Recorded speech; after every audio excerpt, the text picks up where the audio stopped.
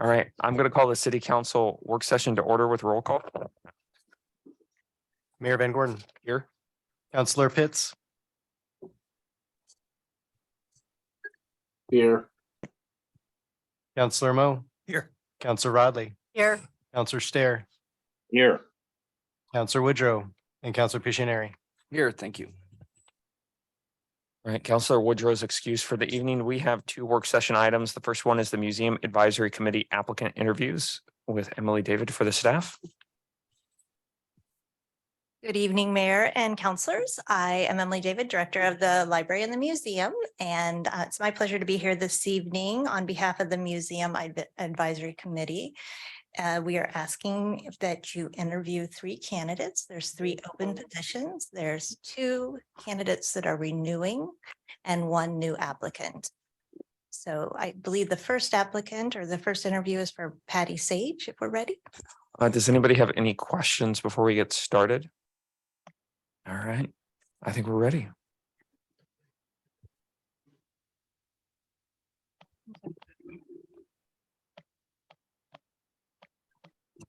Until we get. Hello. All right, hang on one second, Patty. Nancy or Mary Bridget. I just noticed just now that one of the members of this committee is actually also now a new Springfield employee. Oh, okay. Okay. Hello again, Patty. Hello. So the plan really is that I'm going to ask all the questions, and we're still sort of figuring out how to do these interviews now that we're in person in the most formal setting as possible. Normally we would go around and introduce ourselves, but I heard it. well, thank you. Are you ready for the first question? Hit me with it. All right. Why are you interested in serving on the museum committee? I have been, I was a teacher in the district for 26 years of my 30 years of teaching. And I have served on the Springfield Museum Board from, I think it was about 2008 until 12. I worked with the Teaching American History grant, so I've been real involved with the museum for quite a while, and I have a great history, love of history. I love history, and I love Springfield history. We moved over here from Eugene in 2011, so I really want to get back involved with my town. I volunteer on a board in Eugene, and I want to get involved here. Okay, so I'm going to, you've touched on some of this already. So describe your professional and personal experience as it relates to your desire to become a museum committee member.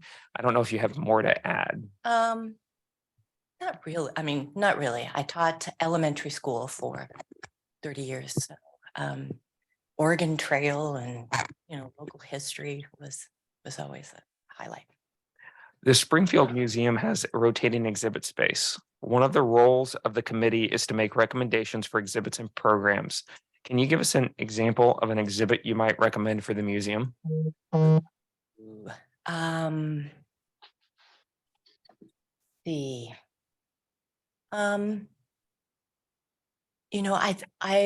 I did a lot of research this summer on the bridges that we have and the old trolley bridge and just how that linked up with our communities to the west. I find that kind of fascinating, how long that lasted, and or just I know they're doing a lot of road improvement in the area, so maybe to kind of involve that present day with transportation. I think that might be kind of interesting.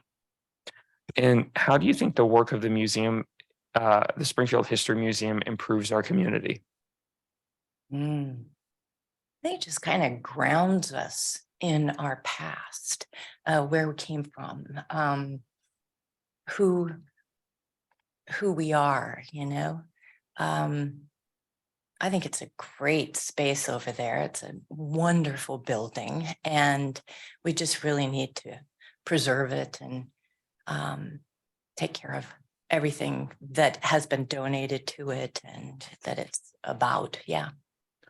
All right. Thank you so much. That was the last question. Yay. All right, Emily.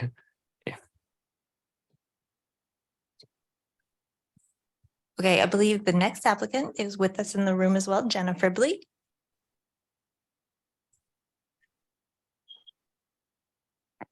And I'm up for reappointment. Hello, Jenna. Howdy.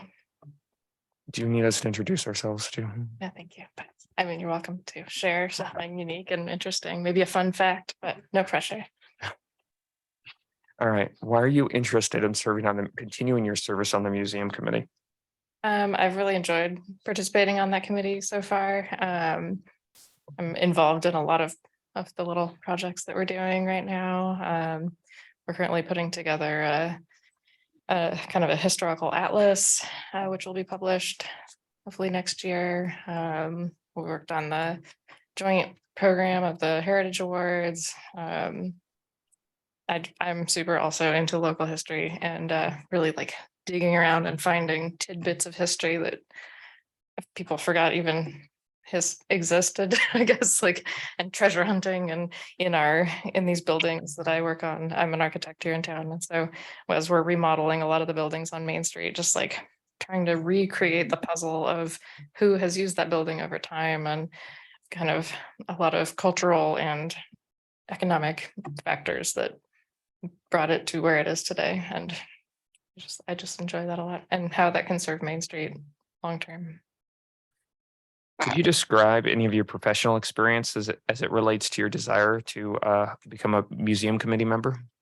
I mean, I guess I just mentioned that a little bit. So as an architect, our firm is on Main Street and we're really involved in the revitalization, and we really like to uncover that history of a building that we're about to remodel in order to like inform the work that we do on the building. It doesn't need to be a reenactment of old timey times, but just there are a lot of cool assets that we have in downtown that we may not have even realized were cool because they've been covered up by just decades of layers of new things. And really, when you peel a bunch of that away, you reveal like original transom windows above a lot of the storefronts that really give that character to downtown that has been kind of concealed over the last 40 years. So The Springfield Museum has a rotating exhibit space. One of the roles of the committee is to make recommendations for exhibits and programs. Can you please give us an example of an exhibit you might recommend? all day, I could talk about this all day. Okay. One, Um, Jenna.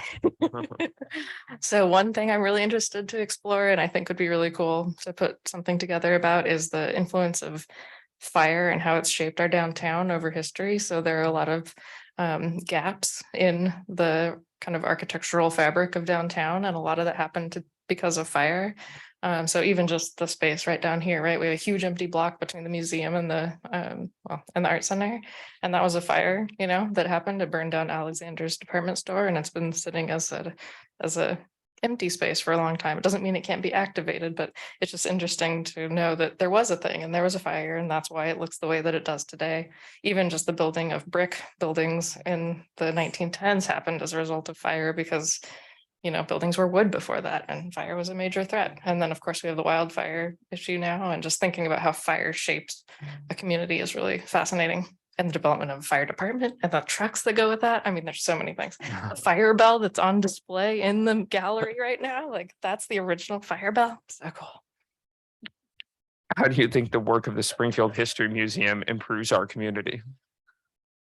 I think through just uncovering all of those lost stories, and those stories go to pre-colonial times, not just post-colonial history, but just understanding, recapturing, and telling the story of a place helps people to appreciate the place and appreciate the nuance of the place, which then fosters stewardship of that place, which is really important in building and revitalizing a downtown and making a downtown that you feel invested in and proud of, and you really want to be a part of. Great. Thank you so much.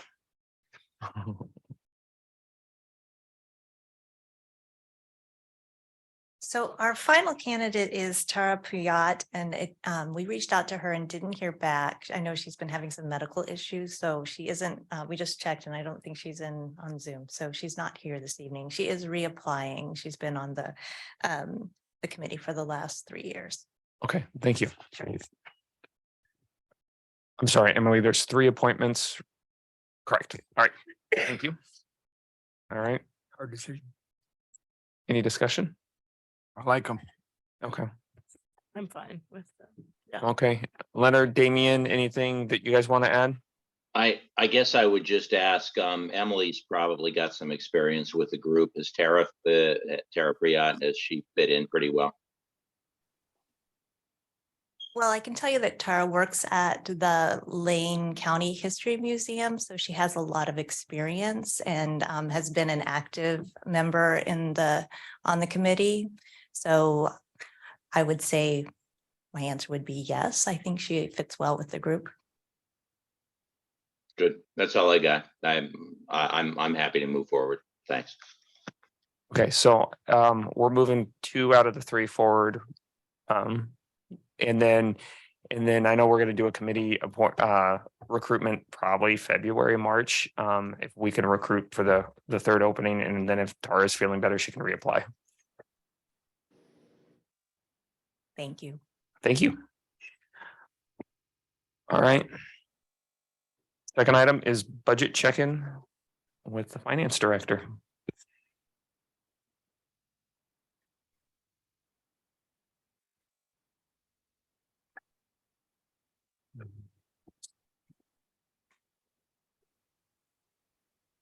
All right.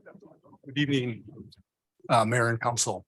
So typically in the fall, we like to get in front of you with the 5-year general fund forecast as we kick off the coming budget cycle to give you some context into some of the challenges that we'll be facing as we put together the budget, and some context for the budget that we'll be bringing to you in the spring. Additionally, though, with that 5-year forecast and the assumptions that we'll share with you, we're looking for some guidance this evening. We continue to have a structural imbalance as a result of Measure 5 and 50 and just how we fund government in the state of Oregon. And so this has just been our sort of situation here for decades. And typically in addressing that structural imbalance, we have 3 tools. One of those tools is finding efficiencies and restructuring and staff reductions. That's been the tool we've historically used. The other tools are service level changes and new revenue sources. We're at a point where I feel that we've really exhausted the efficiencies and staffing reductions. We'll continue to look for those, always will, but we really need to start looking to the other tools to address this imbalance. And so before we start putting energy, and we've had this conversation in the past in regards to service level changes and new revenues, COVID and then the ARPA funds put a pause on that conversation. We're getting ready to re-engage, and we want to make sure that we're putting our focus in the areas that you want. So we're looking for guidance on whether you'd like us to focus more on service level changes, on new revenues, or a combination of the 2. And I'm not looking for that answer right now. We can jump into the conversation and then come back to that. So let's start with the 5-year general fund forecast. I think the first thing I want to point out here is looking at, we're putting together the fiscal year 24 budget in the coming year.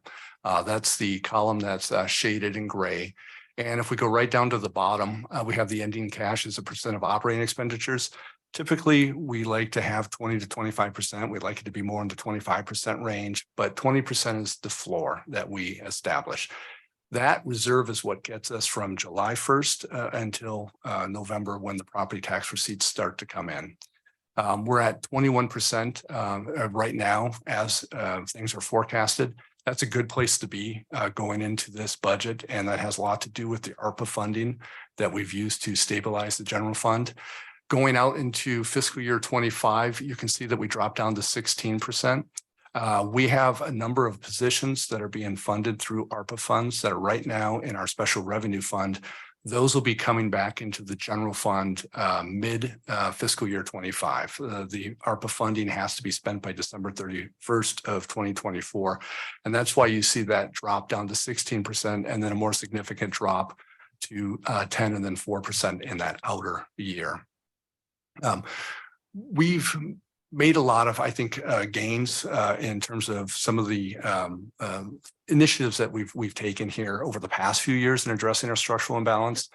In 20 and 21, we did some significant cuts.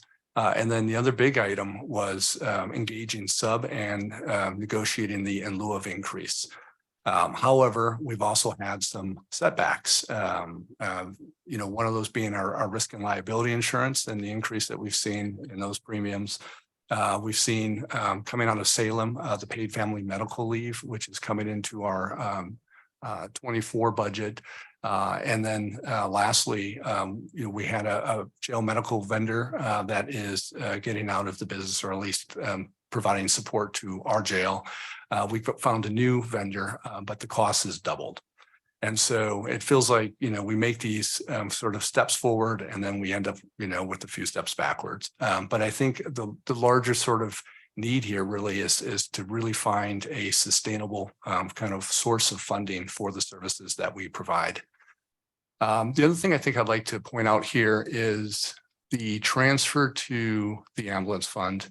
If you look at the deficit spend in fiscal year 24, it's around $750,000. The transfer to the ambulance fund is $700,000 in that year, and then it grows over the coming years.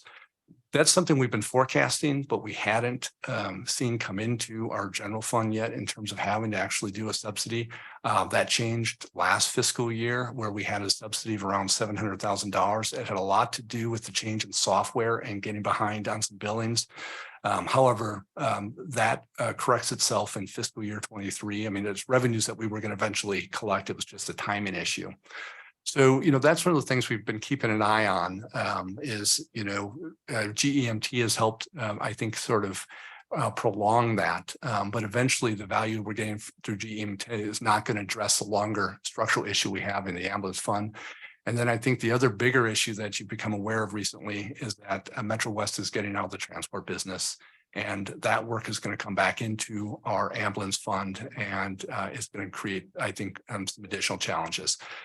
Tonight, there are a number of department directors here to answer questions as well, if you want to go into some of that detail. And I believe Chief Caven is attending by video and can come up if needed for questions in regards to that. So I'm going to just give you a moment to absorb that. And also this can be a dialogue. If you have questions, you can ask them now, or you can hold them. I'm not seeing anybody ready to, no. Corey?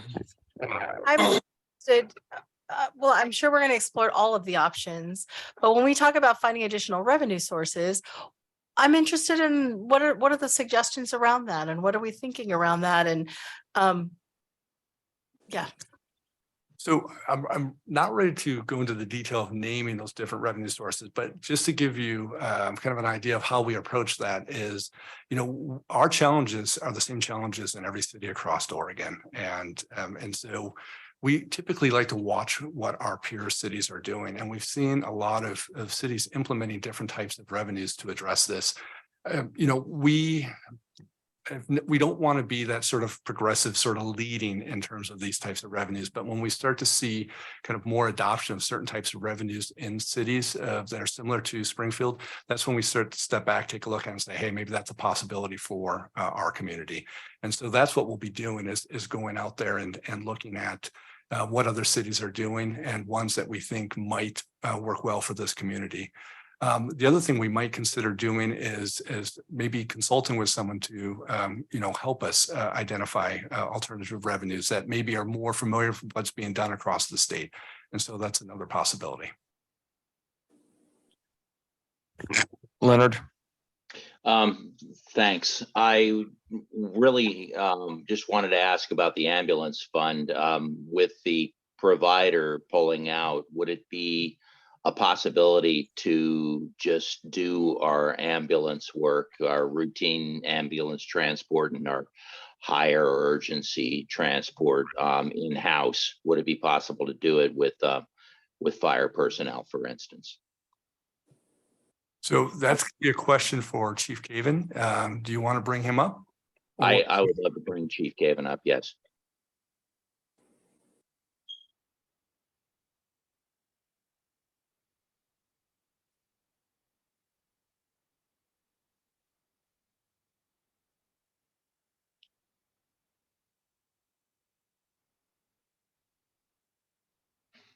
All right, I think I got my mic on. Let's see if we can get the camera to open up. Good evening. So thanks for bringing up and answering that question. We are actively exploring or planning for bringing this work in-house. It already coincides with some ambulance system redesign work we're doing to get the right, not only right resources, the right calls, but the right workforce on the right calls, and expanding opportunities for the community to work for Eugene Springfield Fire. And so absorbing that work under the fire department's umbrella does make sense. Having fire personnel do it is kind of the very most expensive option that would be out there, least likely to help stabilize our ambulance fund. And so very preliminarily, as we look at, and the private contractor has been pretty open with us as far as sharing call data, revenue data, and the normal reporting. So we're able to forecast out a little bit what resources would we end up deploying, and then what would be that cost recovery. It looks pretty positive for us, could be a help to help stabilize things. But in particular, the work we're already doing around redesigning the workforce that serves on the ambulances should help us in this out year forecast. Thanks, Chief. So I guess I have a follow-up question to that, Chief. So, or this may be a Nate question too. When I look at this forecast, is that assuming that that ambulance work is going back specifically to sort of fire personnel?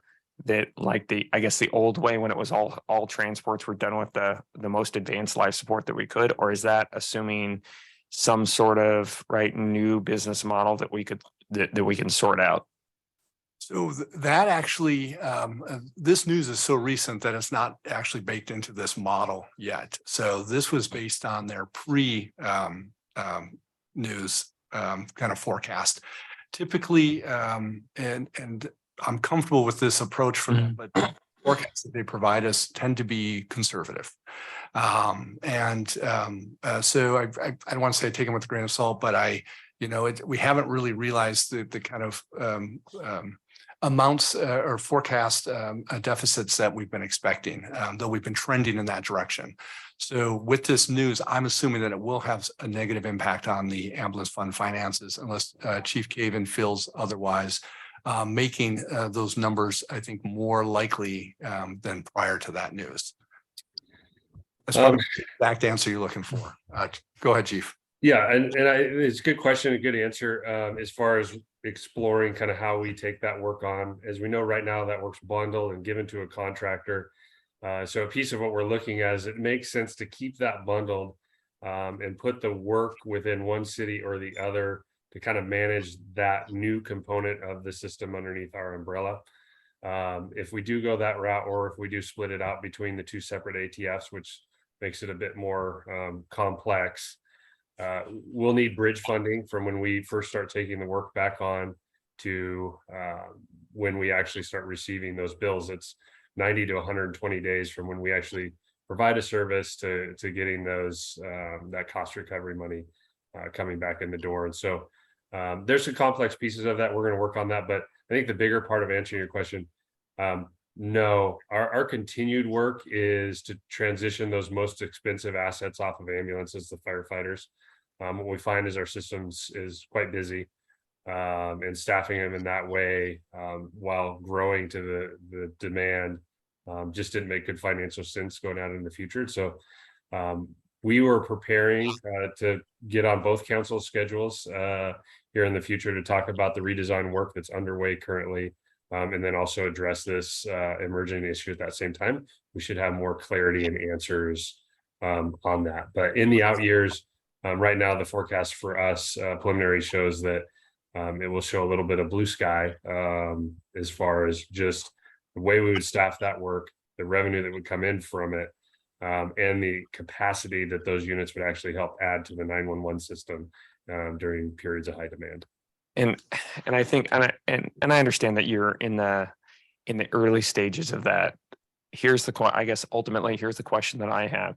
We can't take on, from a city financial perspective, a new set of business on an enterprise fund that would require a subsidy.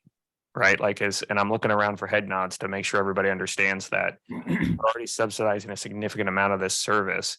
So am I assuming correctly that if this thing does not pencil out and it's not self-sustaining, then we're not going to be that we're going to we're going to consider a third party vendor? And that's a great question as well. One thing I think we probably all know, but I'll repeat it just so folks have it, is this work is our legal responsibility.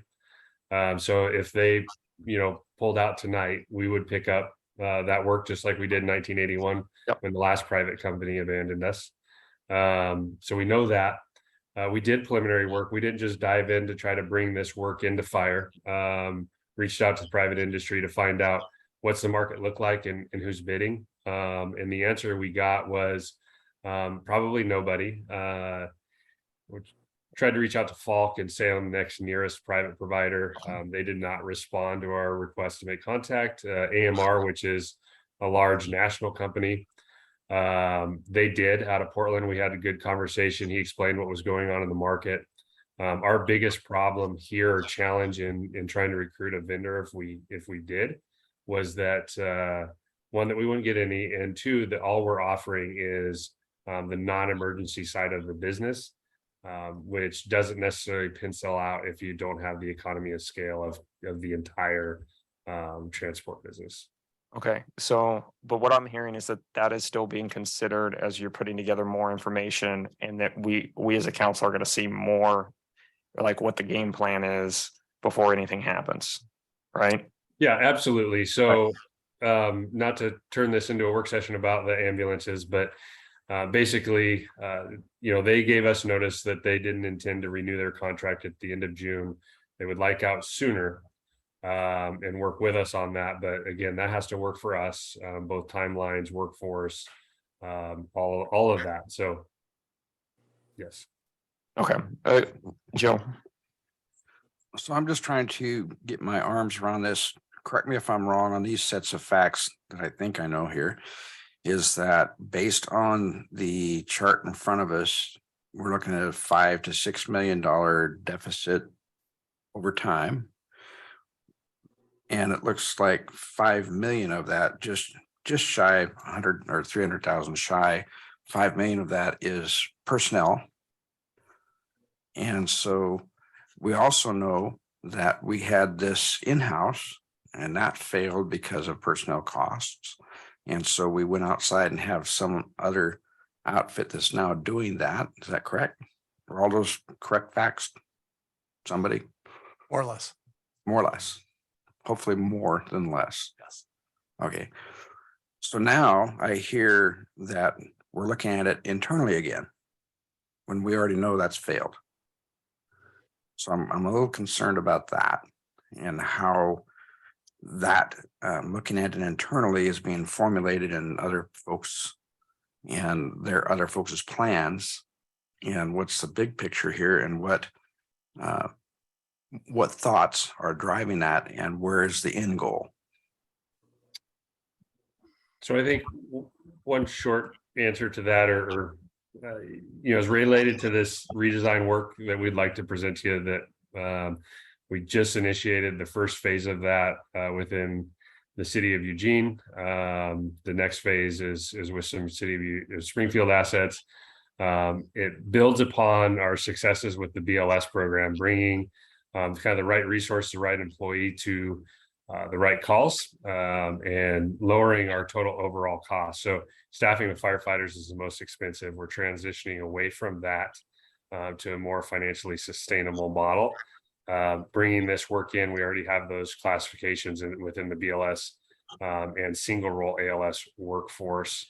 Whereas when this work first got contracted out, in particular in the city of Eugene, all the assets we had to put on ambulances were firefighter paramedics. Now we have a different workforce that we have access to help, basically make sure that the costs to run the program don't exceed the cost recovery options available. All right, thanks, Chief. Nancy looks like she wants to jump in here. Perhaps I can provide some context. Any decision regarding ambulance services, yes, we do have, there is that liability at hand. If we suddenly lost a provider, that would be, obviously that happened in the past. That was something that the city really had to scramble over, was my understanding. Any type of policy decision like that would require coming before this body for your decision making. And so I don't want you to think that this is a foregone conclusion. We're still in the information gathering stages. However, I do think it is important to note that the marketplace itself has changed. It's not as easy to recruit workers, as we know. So there are some different factors at play that, make this a little bit of a different analogy, but I think it warrants its own, probably more than one, obviously, work session on this item. Yeah. All right. So I think you guys just brought up a fact that was sort of people had a lot of opinions about, and I understand that we're going to get more information about it and have a longer conversation about it. Leonard. Thanks. Yeah, just not to beat a dead horse, but one more thing about the ambulances. What I know from my limited experience with the ambulance companies is that there are providers and then there are providers. I don't think that Metro West is what they call a bottom feeder outfit. I think that they charge a respectable rate for their services. And I don't know who it was that we had before that proved to be more than competitive with our rates, but with initial outlay, and I don't even know if we're going to have to buy ambulances to make this happen, but if we do, then it seems to me that it could still be cost effective depending on what the contract was with Metro West before this. Thanks. All right. So I still have other questions. Do you have more material to present? Yes. All right, let's do that. Before I leave the slide too, I just want to say one other thing, and I've heard this comment before. And looking at this forecast, it looks a lot like the previous forecast. And there's this feeling like that outer year number never comes. So one of the things I want to say is it can't. We by law have to put forward a balanced budget. So we take action to address it. Secondly, we really were through some of those initiatives improving that 5-year outlook. And if we were to back out the subsidy to the ambulance fund, and we are still looking for efficiencies, as the chief spoke to over there, and we'll continue to work on that.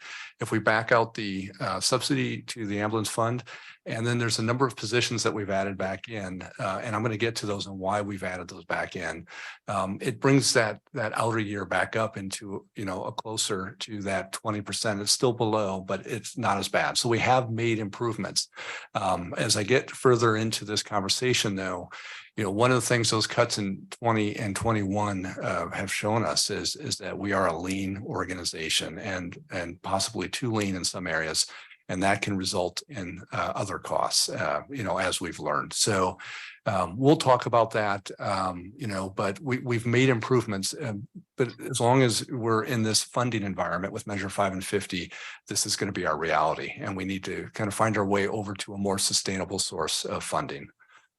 So with that, let's move into the assumptions. The other thing, too, I'd like to mention is I think typically with forecasts, there's a bias towards being very conservative.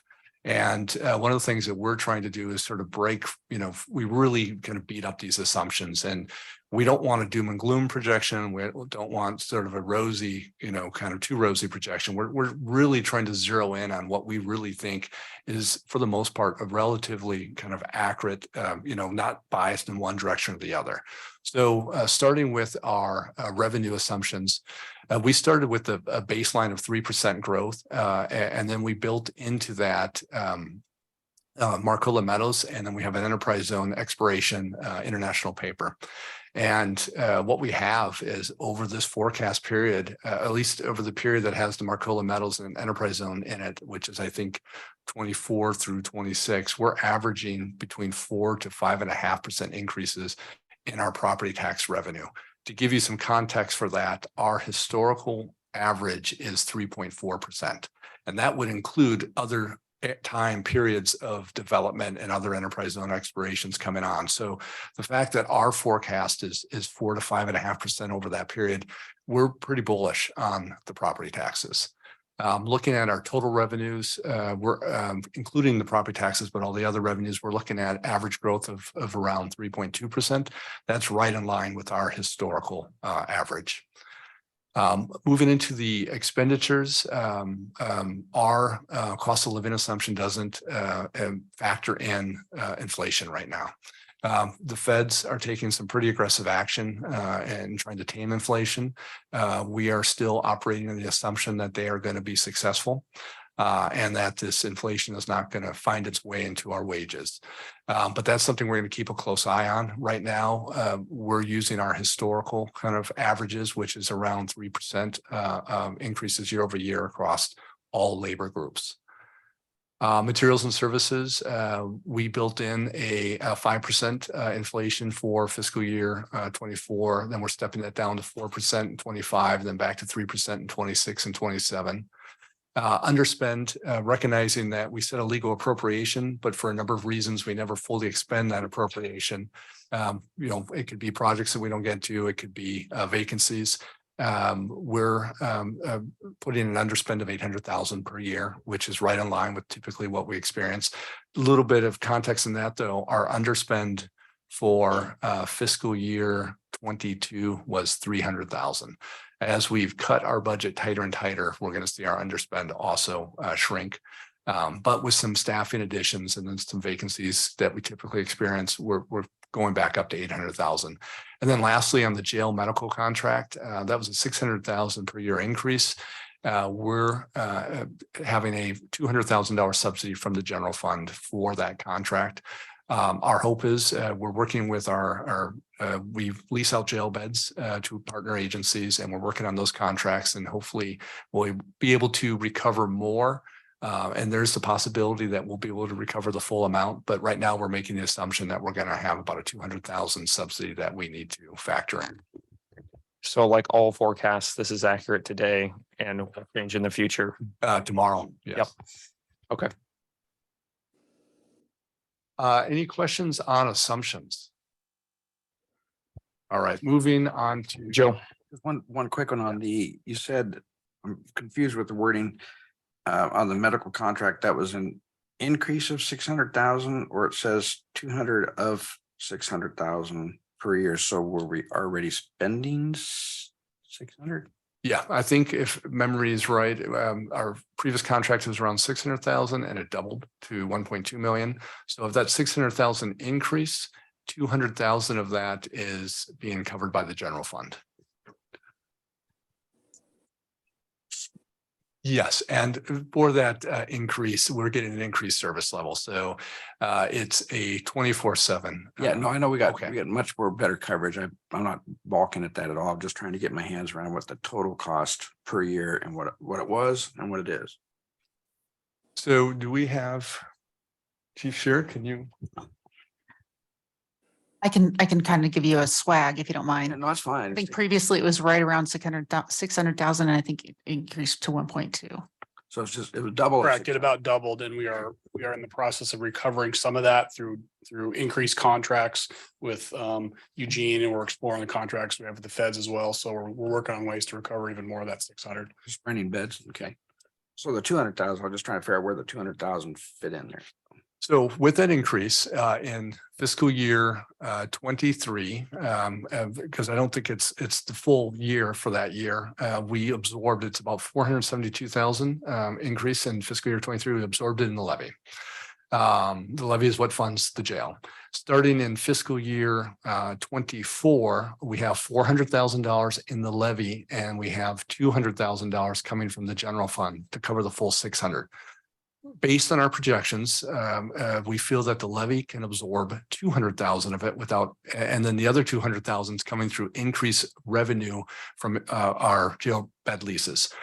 our hope is, that one is a conservative estimate right now, because when we put this together, we really had no idea where that would go. But from a conversation that I had with Jessica just today, there's a high probability that we're going to be able to cover quite a bit more than the 200,000. All right. ARPA funded critical positions. So as I mentioned, the staffing reductions in 20 and 21, and kind of getting to a point where we recognize we were too lean in some places. We've added positions back in 22, 23, and we're going to have, I think, another position added back in 24. Starting with 23, we added back 2 positions in fire. And these are positions that we've held vacant to just, again, balance our budget. But these are positions that we're required to fund through the IGA that we have with our partner agency. And they were left unfilled for a period of time where it was getting to the point that it was becoming a point of tension. And so this is just us stepping up and fulfilling our IGA obligations. Moving down to the deputy police chief, I think this is a position that many of you are familiar with, and I'm going to let Nancy speak to this one. Thank you. It's awkward to coordinate a team presentation when you're sitting right next to each other. I requested, I talked to Chief Shearer about this, about adding a deputy chief. I did some checking into this. This was a position that the city had previously in prior administrations, prior to Chief Shearer coming on, and even prior to Chief Lewis. My intent here is really, as we are looking at increasing our transparency and our accessibility with our police department and making a lot of the policy changes that have happened, Chief Shearer just hasn't had the ability to be out in the community as much, and he's had to be more focused in on more administrative matters that really don't fall customarily under a chief. And he never complains, but this is my observation based on over 20 years working with law enforcement. I would also say, our department, this department, like many of the other departments in the city, is understaffed. We're always trying to recruit more officers because there's just a natural churn in this position level, but also on the leadership side. So for me, it's a couple of things. It's increased accountability to the community. It's succession planning as well. And it's really kind of trying to put back resources that I think probably could have really been very helpful had that been done in the past. So I'm looking forward to that. The next couple of positions are related in the human resources side of the house. We have had a lot of state mandates coming regarding that affect human resources. The Oregon Pay Equity Law is one of them. We have family leave law that's coming in. Councilor Rodley's nodding her head because she does all this HR kind of stuff. And again, so in the city, we did a lot of cuts with the last recession. We are still not at a staffing level that we were in pre-recession. And I think when we start talking more about the budget, we're going to be showing you that trend.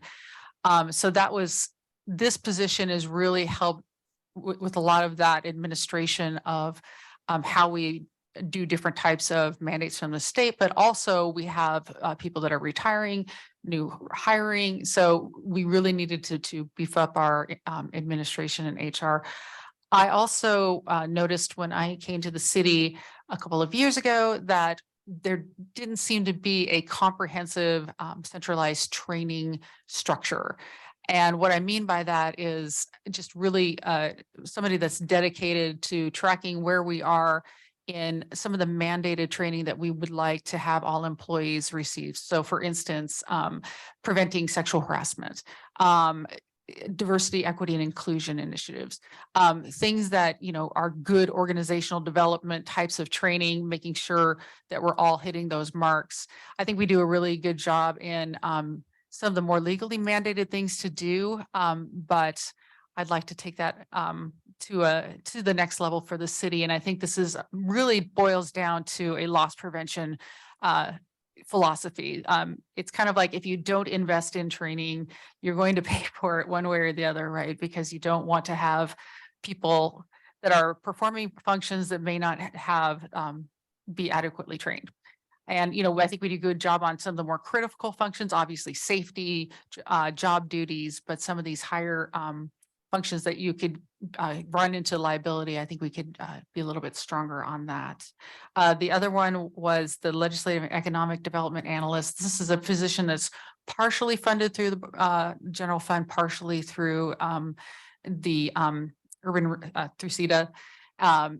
We're doing a ton of work on our ECTA projects and really needed to get that extra capacity in the CMO office. All right, and I know that we're pushing up against time, so I'll try to be a little quicker here.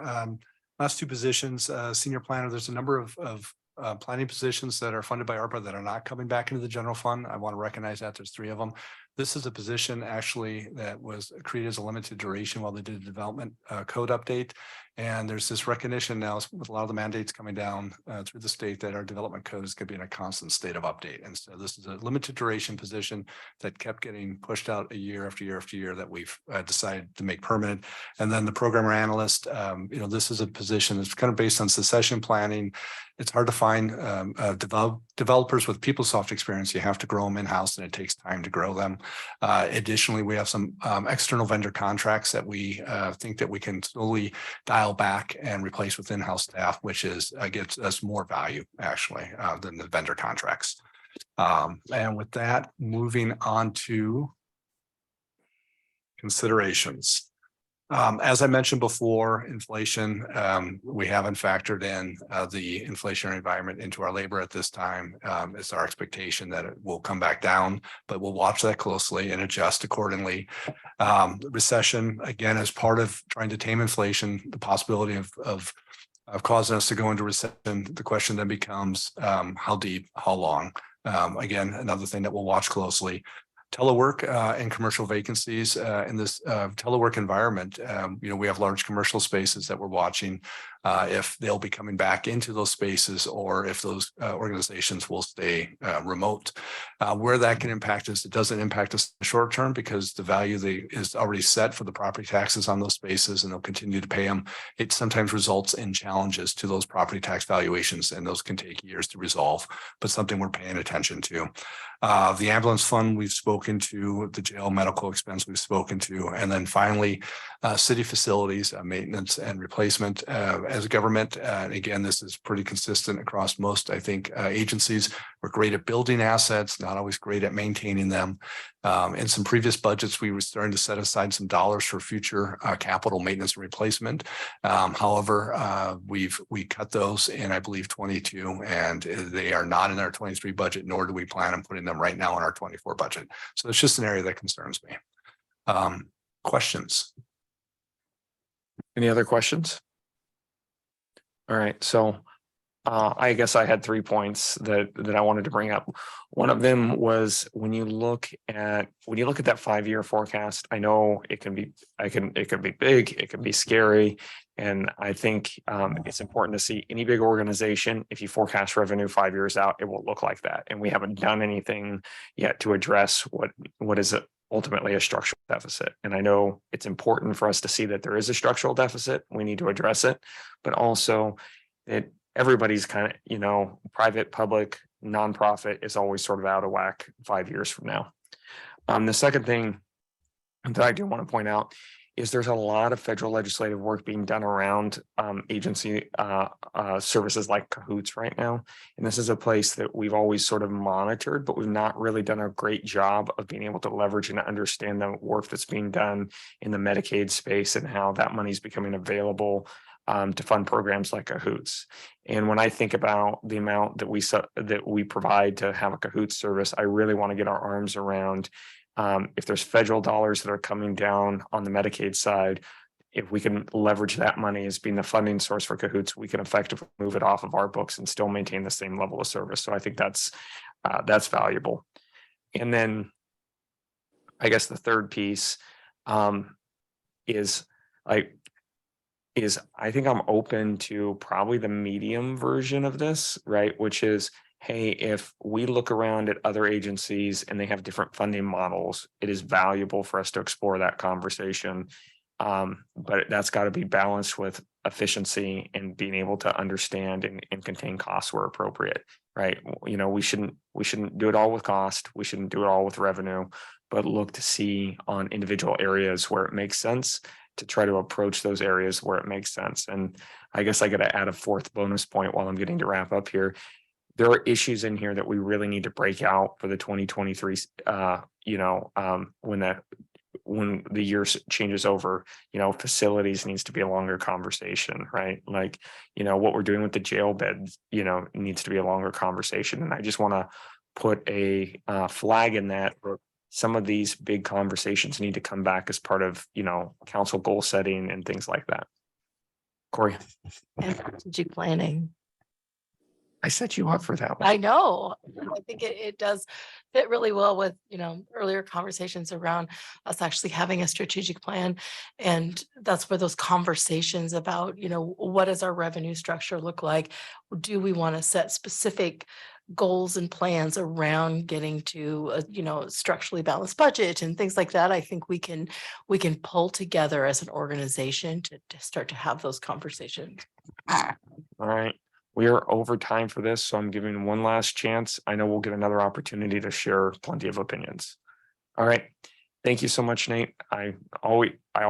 These aren't easy conversations, and someday you're going to show up and say we had more money than we thought, but not today. All right, we are adjourned. And then we'll take about 60 seconds of a break, and then we will switch over to the regular session. It's strategic plan.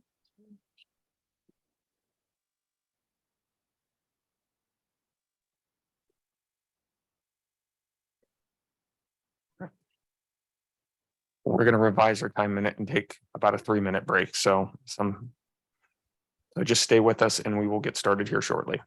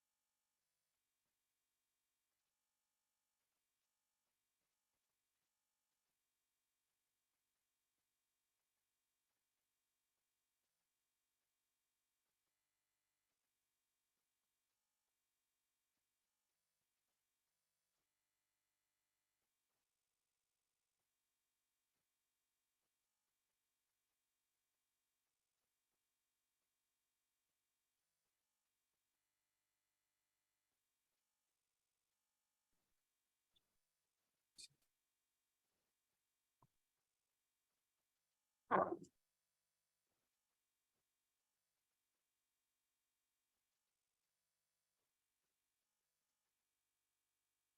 right.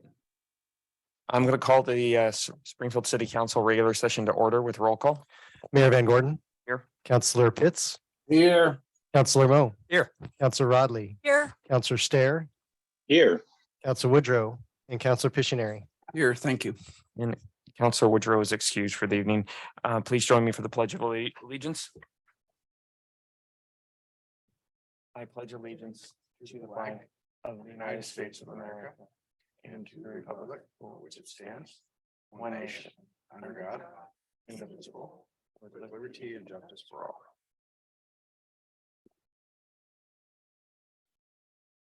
As we begin our meeting tonight, I would like to ask members of the audience who are joining us by phone or online to please keep yourselves on mute until you are called on to provide public testimony.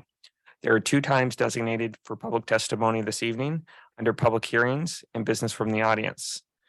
Heidi Larwick from Spark Labs has been approved for 10 minutes at the beginning of the business from the audience this evening, and then we will have standard business from the audience. If you are attending in person, please complete the request to speak card located at the entrance of the council chamber and give it to the city recorder. If you're joining online with a tablet, smartphone, or computer and wish to speak at either of those times, please use the raise hand feature in Zoom. The order of public testimony is as follows.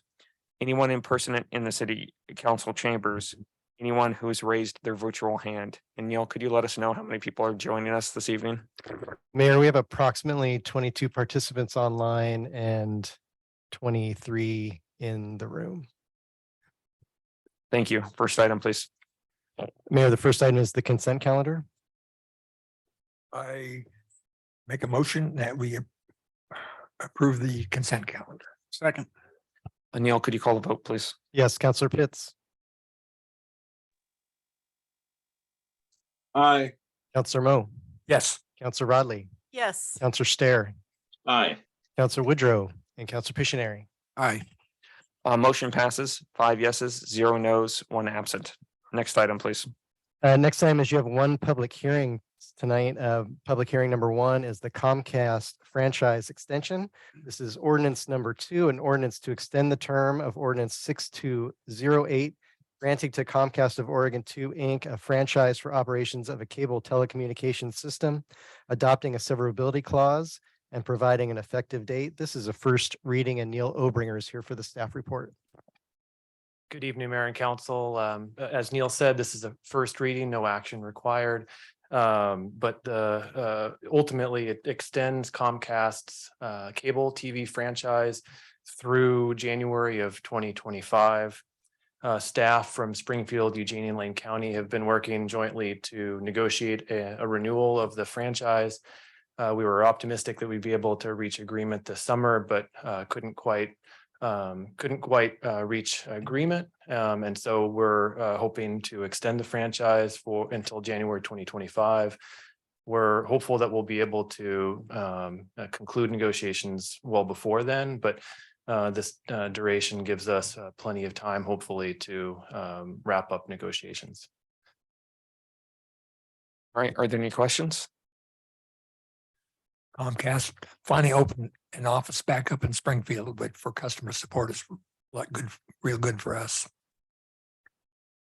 All right. Then I am going to go ahead and open the public hearing. I do not have any cards for this item. Neil, do you have anybody on Zoom that wants to speak? We do have a hand up. It is Christina Kraz, our Assistant City Attorney. I don't know if she's on for this item, but we're gonna. Okay. No hands for this item. All right, then I'm going to close the public hearing. This is no action required. First reading. Next item, please. Mayor, next item is business from the audience. And the first item, as you mentioned earlier, is a Spark Lab introduction.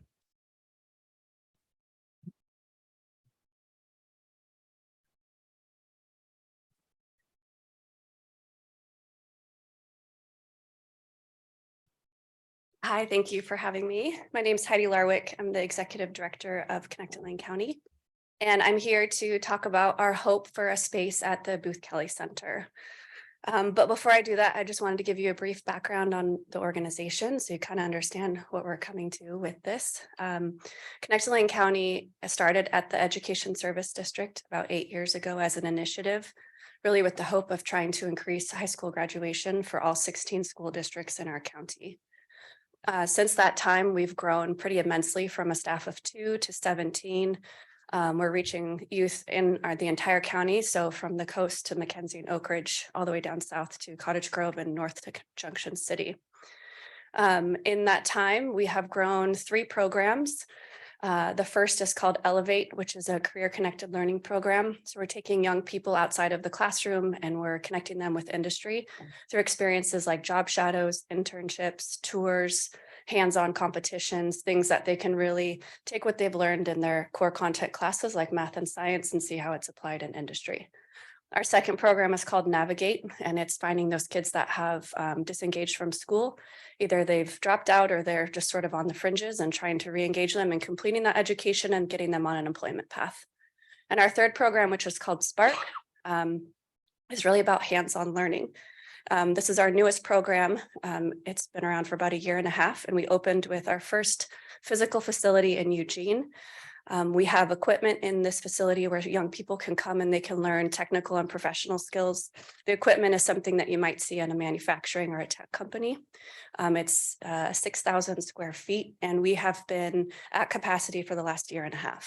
So much so that we're actually busing Springfield kids over to Eugene to access the facility.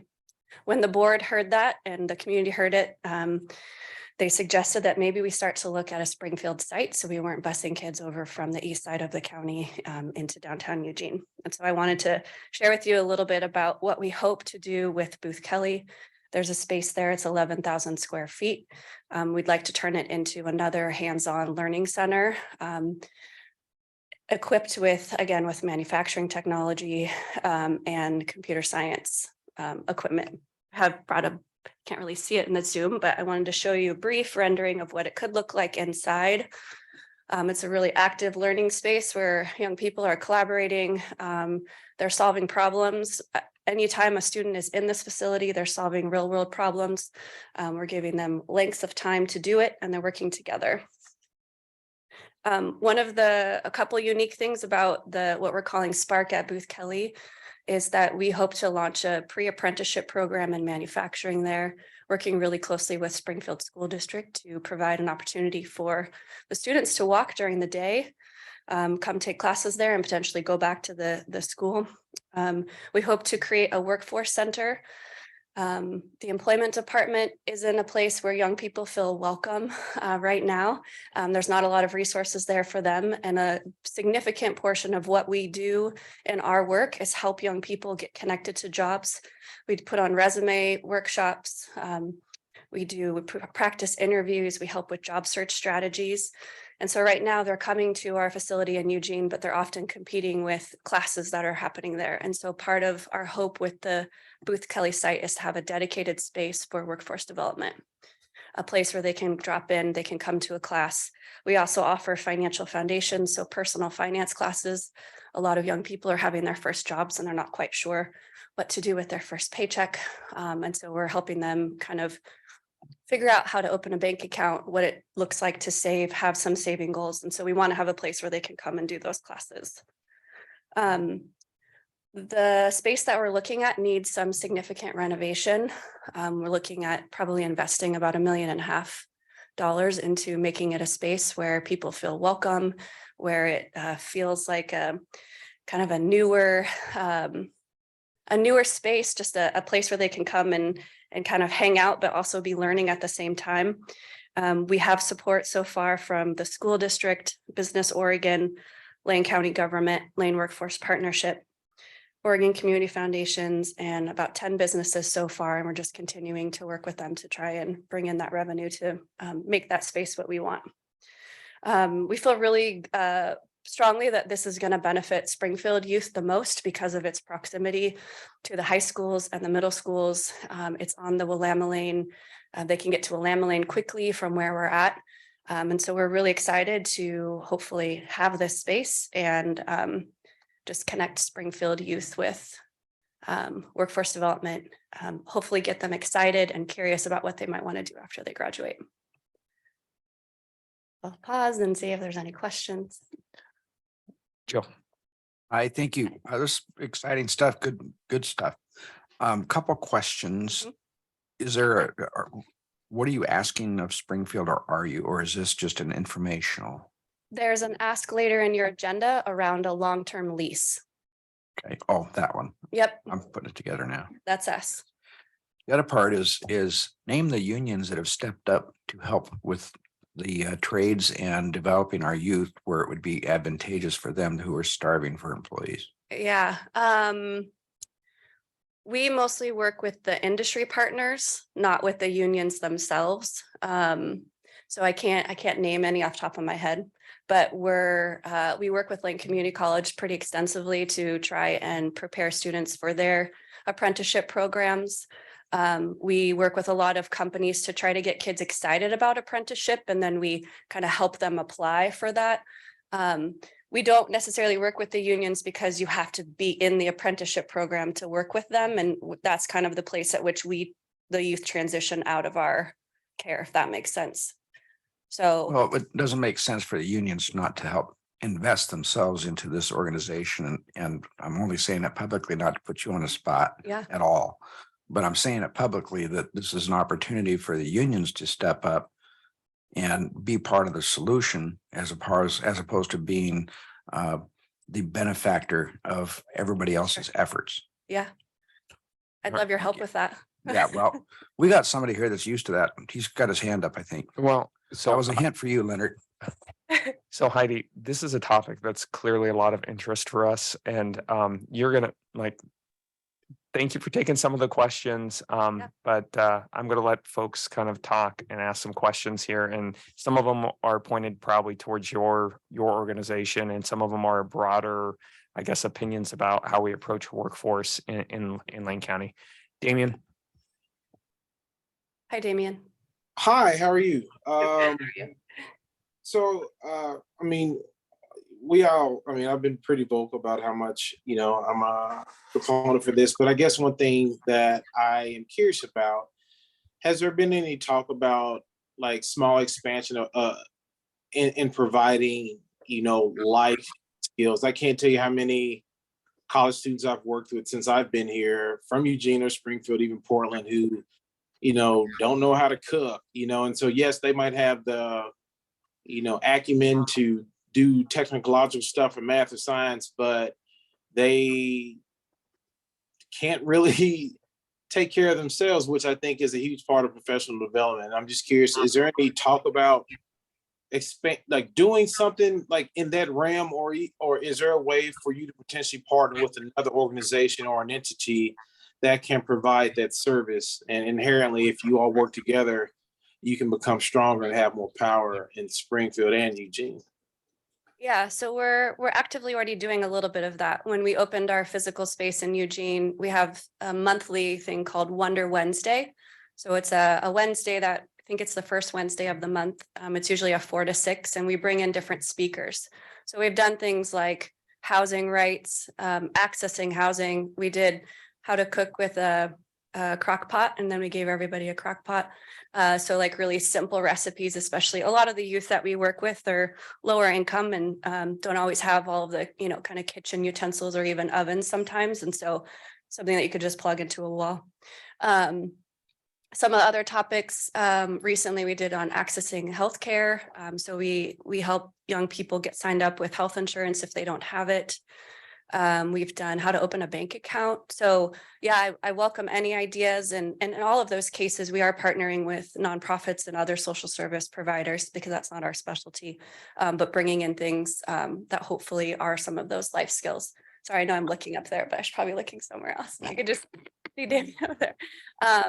But yeah, I'd love more ideas. The young people typically give us the ideas of kind of what they're looking for. Most recently for Halloween, we did how to dress professionally. They all came in costume, and then our staff came in our normal kind of business casual so that they could understand what it looks like for an interview or your first day of work. So yeah, we're trying to infuse some of that into what we do too. Leonard, all right, Damien, were you done?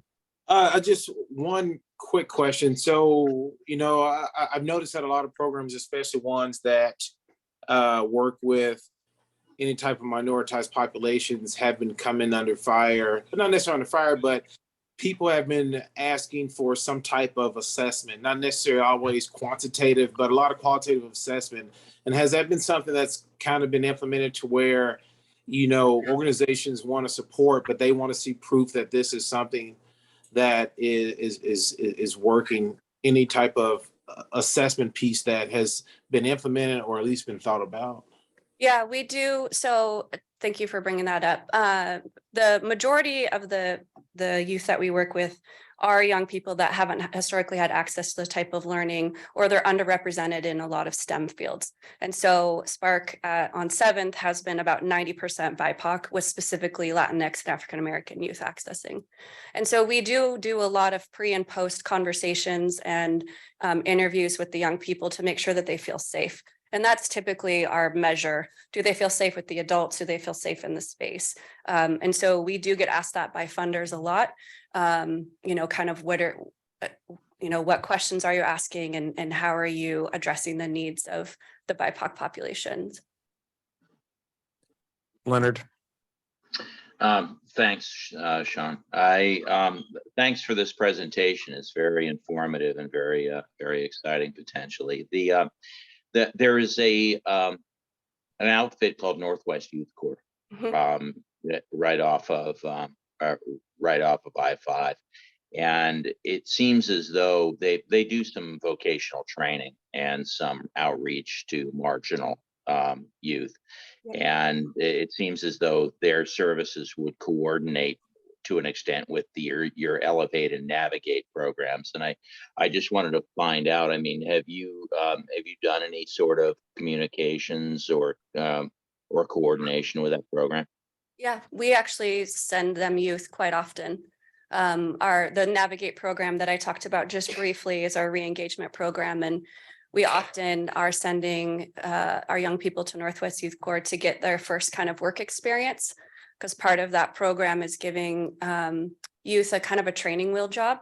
And then once they've kind of demonstrated success and understand what it's like, then we move them on into a paid opportunity. And so often I can think of a picture in my head that we had 3 young people at Northwest Youth Corps that graduated. Sure. And Councilor Pishneri brings up a great point. I mean, the unions do benefit and reap the benefits of this kind of a program. And toward that end, there are unions that have apprenticeships, the plumbers, the electricians, the carpenters, that do sponsor programs at Northwest Youth Corps to just sort of feed into the apprenticeships that they have out of their union halls. And so would you welcome that kind of participation from local unions? Yeah, we'd love it. All right. Yep. Good deal. All right. This looks great. This is the most material I've seen about what you've done in one sitting. So it's exciting information. I know we're going to get to an agenda item later. I guess the two places that I kind of have comments would be really, for this is about kids and having a great workforce. And when I look at how much money is being spent in these programs right now, and I think it's really on all of either the public, private agencies, nonprofits to really sort of be able to pull back and be able to work left to right. And, and I know this isn't going to be a question. This is going to be more just Sean's opinion here. These problems are really tough, right? Getting kids into the system, taking care of them, making sure that they end with the skills and careers. And it requires that we, all the partners work together. And one of the concerns I have, or things that I'm constantly thinking about when I look at the workforce partnership world, is how do we actually do it better? Because we've got a lot of cash from the government coming down, and sometimes we don't do a very good job of making sure we're not duplicating efforts. We work left to right. We make it as easy as possible for kids to go from graduation all the way into a great job.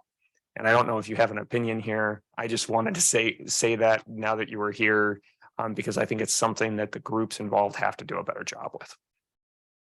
Yeah, I mean, I agree. I don't know if I have more of an opinion with that. I think we're very fortunate to work closely with the Workforce Investment Board and a lot of the sort of sector membership groups like OMEP, Manufacturing Extension, and the Tech Association.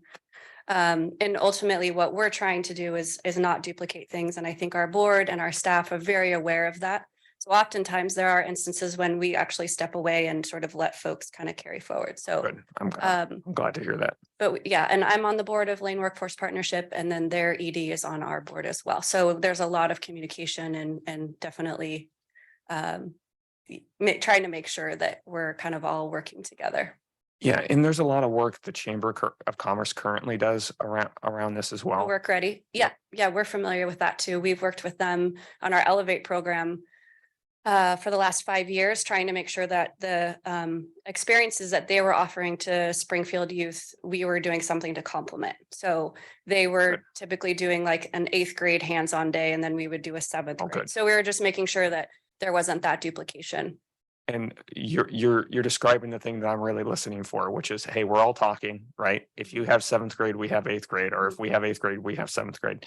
And the last comment before I let you go, are those your kids? Those are my kids. I offered to let them watch a movie at home, but they wanted to come. So they're here. That's Emerson and Veronica. Oh. Hi. Thanks for bringing them. Yeah. Like, it's always great when we have kids in the council chamber. Okay. Well, hopefully they're learning something too. They got to meet the governor earlier this year too. So it's been a good political year for them. Oh, one more thing. Just a quick comment. Yeah. Now, the population, your target population is 18 below. 20 up to 24.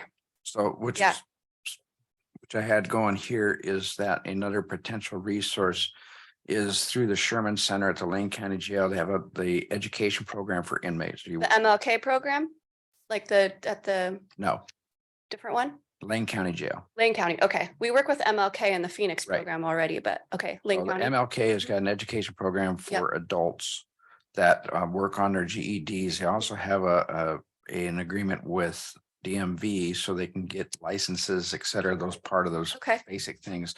But there's actual certified LCC faculty members that go to the jail and are authorized to get GED credentials for those students. That's great. So there's a bunch of groundwork already done at the Lane County Jail Okay. and many contacts through there. And there's also several different funding sources that are being used at the jail, such as the Ford Foundation, McKay Family Foundation, and the Lane County Economic Development monies that come from the state through lottery funds. So Great. Thank you. We'll follow up with that too. Thank you for coming. Yeah. Thank you for having me. I think you've got a lot of people that are interested in what you're doing. So please, if you've got more material, get it to us, because I think we'd all love to learn a little bit more. Okay. That Thank sounds you. Great. All right. We're going to proceed to other public comment. I do not have anybody else in the room. Neil, do we have anybody on line that wants to comment? We are just giving folks a moment in case they want to raise their hand to make a comment. Not seeing any hands. Okay. Oh, wait, I do see one hand. If you're ready. Let's do, yes. Why don't you go ahead and bring them up? We got somebody in the crowd that wants to do them. AJ is going to have a card for you to fill out. If you can get her the information, and then we'll bring you up right after. Okay. All right. And our first speaker is David from Hope on Wheels. And David, you should be able to unmute your microphone. I should be unmuted now. We can hear you, David. Good evening. This is David Strahan, Hope on Wheels. I'm also a site lead and volunteer with the Egan Warming Center. And I just wanted to thank the city again for allowing us to use the Memorial Building to provide winter shelter for our residents in need. It's a vital service, and I wanted to share some numbers with you, just a little bit that I know of. To date, with our involvement with Carry It Forward, Egan Warming Center, St. Vincent de Paul, and having that site in Springfield, we've been able to house 9 of those folks who would normally come to us for service. So those are folks who won't be coming back this year needing that emergency shelter. Those are folks who are working on a durable housing program. And that's all because of folks in Springfield believe in the service that we provide as Egan, as an emergency warning site, and hopefully getting these folks a little more than a sandwich and a warm place, but a hope and ability to stay alive on a freezing night, and the fact that they have Springfield as a place they can do that in. So I just wanted to say thank you from a personal note, that this is near and dear to my heart for providing those in Springfield with a place to be. And we've had, it's not just our local homeless. I just wanted to share with you that we've had Holiday Farm fire victims here. We've had hospital release folks here. We've had people broke down on the highway here. And of course, we've had our local homeless staying here also. So again, thank you again from the bottom of my heart, David Strahan. Thank you, David. We still have someone in the council chambers filling out a card, but we have another hand up. That speaker is Tim Black. And Tim, you should be able to unmute your microphone. Thanks, I appreciate it. And it's good follow up with David and certainly well timed with this crazy weather we're having this week. I just want to thank you officially on behalf of St. Vincent de Paul and Egan Warming Center for considering later tonight, once again, letting us use the memorial building. It really is, it saves lives right in the heart of downtown Springfield. Our mission is really simple, and that's just to provide a warm, safe place on nights when you could die by being outside. That's it. That's our very simple mission. And you are allowing that to happen if you, once again, let us use that building. And we really do appreciate it. Sunday, we thought maybe it was going to be warmer. And then about the middle of the afternoon, we watched things start to fall. The temperatures and the snow, at least at my house. And, Egan used to have an official season, November 15th to March 31st. As you know, the cold weather has arrived early. In the last few years, we opened in October a couple times, the last couple of years, and here we are again. So we really do like to say that we're going to do our best to be ready on that first cold night. And we have a lot of kinks to work out tomorrow, absolutely. And we could be open one night, we could be open 3 nights, we could be open 6 nights. That's the nature of what we do. And it's all about people like David and the volunteers. Egan exists today because of the volunteers. And there's a lot of organizational support from St. Vincent de Paul behind the scenes. But when those shelters are open, those are all volunteers. And they all appreciate what the city leadership and Neil does year after year of doing your best to help us find space. It's a great partnership. Really appreciate it. Thank you very much. Thank you.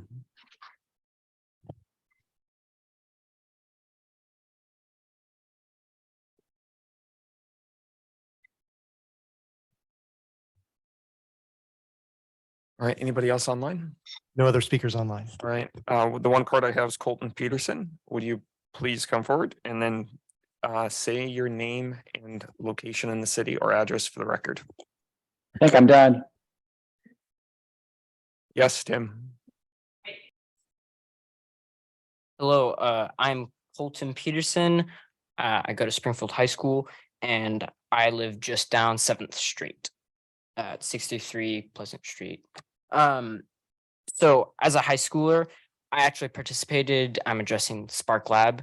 I actually participated in some events and programs that they offered, such as the Elevate paid internship, and they were able to connect me with a local business that is Ninewood, right down, I believe, A Street.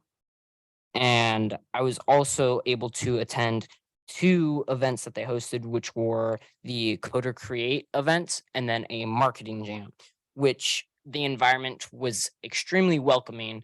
And I really approve of one that is more local in the Springfield area rather than having to commute to Eugene. And I also believe that it would be easier for them to work with the Chamber of Commerce if they were closer to Springfield. And I also worked with the Work Ready Committee and connecting high school students with the Chamber of Commerce and local businesses. And I think being able to do that even more and in a welcoming space is very crucial. That is all. All right. Thank you very much.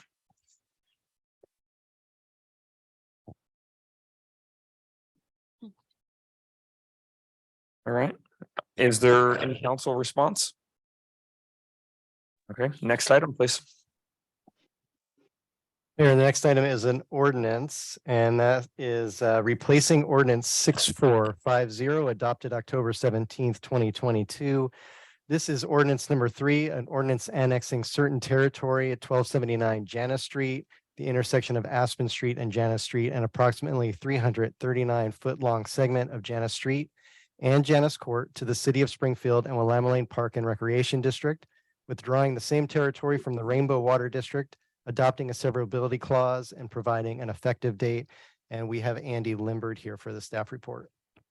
Thanks, Neil. Good evening, Mr. Mayor and councilors. This ordinance is being submitted for council's consideration for adoption to correct an error that was on one of the attachments to the prior ordinance adopted in October. Staff discovered the error after it was sent actually for confirmation with state and local agencies for the change to the boundary, and the legal description and diagram was incorrect. However, staff does note that all of the public notification and the signage that was posted on the site and also published in the newspaper and mailed out had the correct information. It was the adopted ordinance that was the official document of record that also went to the city recorder's office that had the incorrect attachment. So the remedy for this, and I thank the city attorney, Christina Kraz, for assisting me with this, is to provide a new ordinance to repeal and replace. And it's essentially allows for the swapping out of those exhibits to indicate the correct area. So that's the nature of this ordinance. It does not require a public hearing. We had the public hearing with the correct information. It's essentially changing the exhibit to the adopted ordinance that is this requirement. So I'd be happy to answer any questions if you do have them. Are there any questions? Then I think we're ready for the motion. This is awkward. I'll just guess I read the whole thing. Ordinance number 3, an ordinance annexing certain territory. Hey, Steve, I think you just have to just design it to approve motion number 3. I can do that. I just, like I said, it's awkward. So just tell me what you want to do. I'll make a motion to be ordinance number 3 as worded. Second. All right, Neil, could you call the roll? Yes. Counselor Pitts? Aye. Counselor Mo? Yes. Counselor Rodley? Yes. Counselor Stair? Aye. Counselor Woodrow? And Counselor Pictionary? Aye, thank you. Motion passes, 5 yeses, 0 nos, 1 absent. Next item, please. Thank you. Next item is business from the city council. Anybody have business from the that they want to share? The one piece of business that I did want to bring up, we did receive a memo from Commissioner Burney that outlined work that was being done around the Glenwood transfer site. It came in our email directly from his desk. I would encourage if you haven't read it, take the time to read it. If you've got questions, get them to Nancy. Effectively, what it's saying is that the commission's sort of moving forward with a plan to move the transfer site. It's going to be a long time, but it's good for us in the long term because that property would become available for redevelopment eventually. So this is something I think we've all talked about for years, and this is the first real actionable step the county's taken. All right. Next item, please. Next item is, we have several items under business from the city manager. Item number 1 is the introduction of Ally Camp as the city's economic development manager, and I have that item. So just ask Ally if she would join me up here. So just going to talk for a few minutes and then I'll give Ally the microphone, but just want to go over kind of where we've been the last 11 months. We did 2 really thorough recruitments looking for a new economic development manager who fit the needs of the city. Turns out the most professional and qualified candidate was already here living in Springfield. Ally served previously as the Eugene's Development Investment Liaison, which included work in Eugene's Riverfront Urban Renewal District, supporting developers through the complexities of building on that site. So that might sound familiar to the work that we have waiting for her. Most recently, she also worked in Eugene's Downtown Urban Renewal District. While she's here, she'll lead a 3-member economic development team with an immediate focus on the Glenwood Riverfront development, Blue Mackenzie Apartments, and business retention and recruitment, not just in downtown Springfield, but throughout Springfield. That 3-member team, there are 2 of those members here. Sam Kelly Quattrochi, he's our economic development analyst. He's working on the RFQs, the contracts, the budgets, all of that detailed work that we need to make these projects move. And then you probably know Vahana Keen, who's been here for quite some time. She's our she's our economic development officer with a focus on downtown, but she's also taken over property management and kind of whipped all of that into shape in short order. So before I say any more, I just want to turn over to Ally Camp and say congratulations on behalf of Nancy Newton and I and all of the city manager's office. Thank you, Mayor and City Council and Neil for that great introduction. My name is Ally Camp. I just want to start off by saying I'm so excited to be here. Knowing that I am a Springfield resident and how important this work is to the council and the community, I think it means a lot. It resonates widely when someone can say that they're from this community and they're invested in its future. Neil highlighted some of my experience. It spans far and wide. I've been working locally for about 11 years and I went to U of O. So I've touched everything from transit, safe routes to school, new development, redevelopment, business assistance, and I'm most excited to start on the land development in the Glenwood area and with the downtown housing efforts. As a resident, these are things I've been hearing about for a long time, and it feels pretty cool to know that I'm going to be a part of a team that helps bring them to the community. That's all I had to say. I'm excited to be here. Thank you. I look forward to seeing you more often. Welcome. I think we are all excited to have you. And it was great when I walked into the office and you were already here, because people have been talking about this day for a long time, and getting the economic development staff fully filled out and, you know, working on these great projects is going to become important. So welcome. We'll be excited. We'll see you a ton. Thank you. Shortly.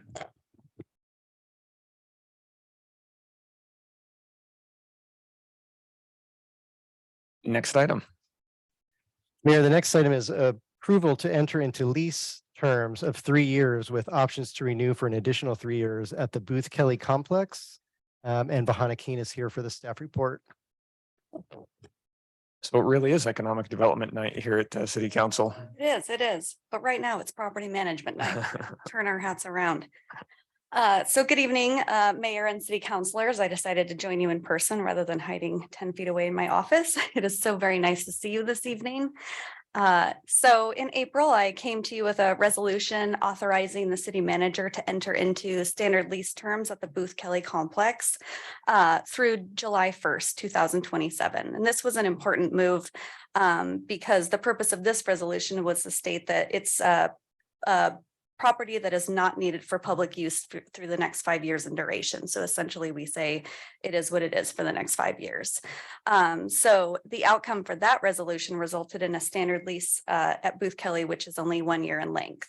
So I came to you in September to share that we have a potential tenant who you have now met and would like to make an investment at the Booth Kelly Suite 150. And upon our measurements, it's 11,500 square feet. So it's a pretty large size. There was a request for additional information from you and financial impact for the 3-year lease terms, and that's included in your packet. Any extension of the lease terms at Booth Kelly Complex past July 1st, 2027 would of course be contingent upon approval of any additional resolution that would be extended to the current resolution.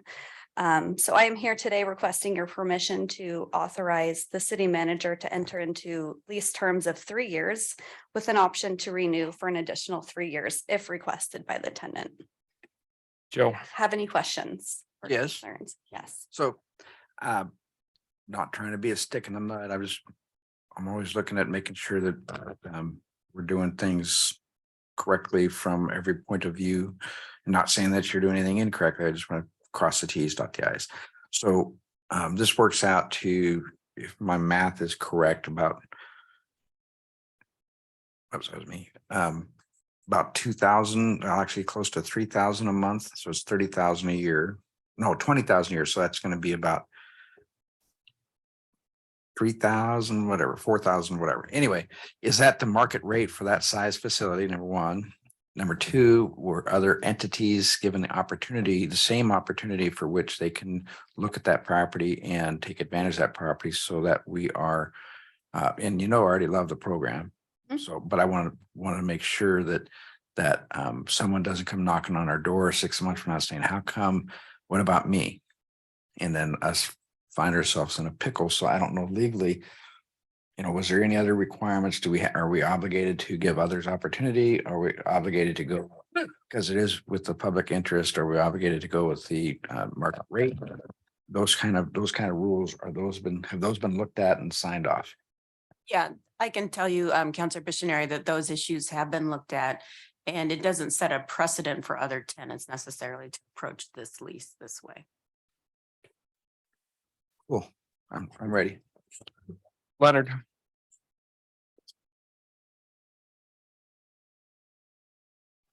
Those were the exact 2 questions that I was going to ask. Thank you. Great questions. Oh, sure you were. All right. Anybody else? Steve? I make a motion, we authorize the city manager to enter lease terms at the Booth Kelly complex of 3 years with the option to renew for an additional 3 years if requested by the tenant. Second. Neil, could you call the vote, please? Yes, Counselor Pitts. Aye. Counselor Mo. Yes. Counselor Rodley. Yes. Counselor Stair. Aye. Counselor Woodrow and Counselor Pictionary. Aye, thank you. Motion passes, 5 yeses, 0 nos, 1 absent. Next item, please. Great night.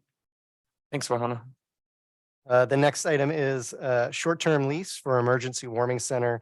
This is my item along with Christina Kras, who's here virtually. So good evening again, Mayor and Council. On October 24th, we brought a request we received from St. Vincent de Paul to use the memorial building on a temporary basis for 1 season for warming. That was brought to CETA. CETA board approved the short-term lease agreement. And we are now bringing it to the city. The city would need to allow the use of the facility as outlined. And so what we're asking tonight is for you to authorize us to enter into a short-term lease with CETA for the CETA-owned property at 765 A Street, and then enter into a sublease with St. Vincent de Paul to facilitate the Emergency Warming Center. Are there any questions? All right, Steve. Okay.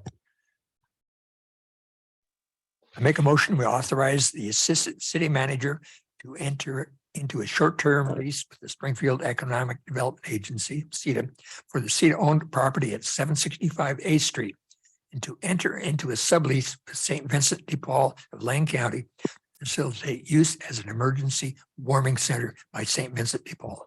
Second. Neil, could you call the vote, please? Yes, Counselor Pitts. Aye. Counselor Mo. Yes. Counselor Rodley. Yes. Counselor Stair. Aye. Counselor Woodrow and Counselor Pictionary. Aye, thank you. Motion passes, 5 yeses, 0 nos, 1 absent. Next item, please. Next item is any other business from the city manager. Just one brief item. I just wanted to mention upcoming Veterans Day holiday and take this opportunity to thank the members of our community, members of this council, and employees that have served in our armed forces, protecting our nation. And I thank you for your patriotism and your service to our country. On a side note, I want to also mention one special veteran that has been in my life, which is my father, Stanley Emmanuel Anderson, who was a World War II veteran. And there were 7 children in my father's family, 5 boys, 2 girls. All 5 of the boys in his family were enlisted in military service and served in different capacities in that war. Not all of them came back. So my father passed away this past December 3rd, and I would just like to mention his name this evening and say how proud I am of his service. Thank you. Thank you, Nancy. Next item, please. Your father was a hero. Any business from the city attorney? No additional business tonight. All right, and we look like we are adjourned for the evening. So have a good night, everybody. And we'll see you next week. Thank you.